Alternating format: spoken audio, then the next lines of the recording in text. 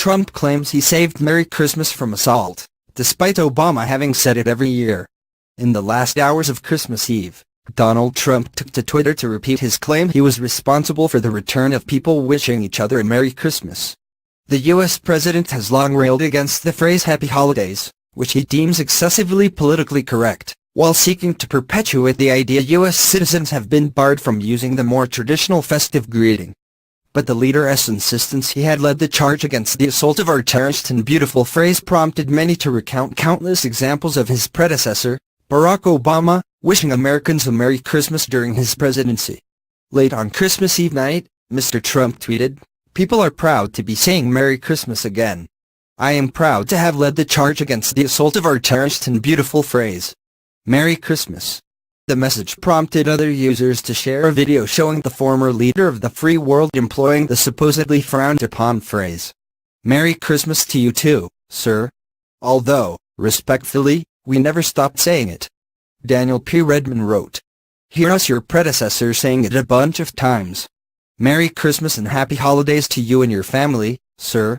The response to Trump comes after MSNBC mocked the president with a montage of Mr. Obama wishing America a Merry Christmas. "Have a very Merry Christmas," Mr. Obama can be heard saying in the first section, which is followed by clip after clip of him saying the same thing. Mr. Trump routinely pledged to end the supposed war on Christmas, a commonly held belief among many of the former billionaire property developer's supporters, and a frequent grievance aired by U.S. conservatives during his campaign. Just days ago, Mr. Trump declared, "We can say Merry Christmas again."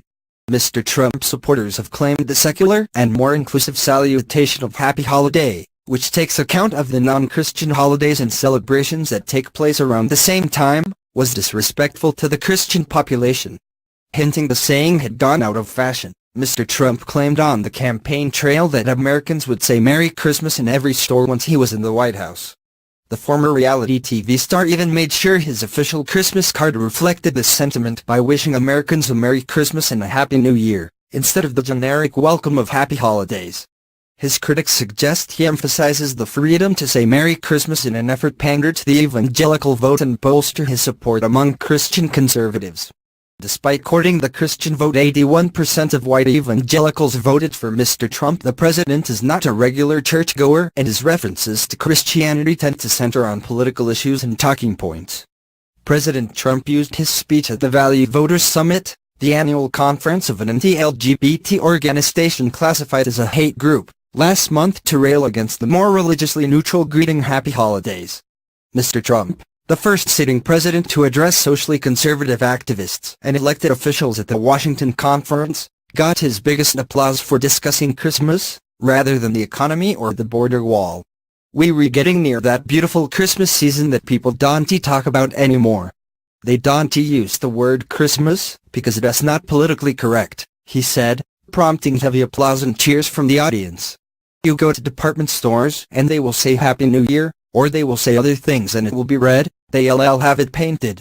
But they don't say, well, guess what? We're saying Merry Christmas again."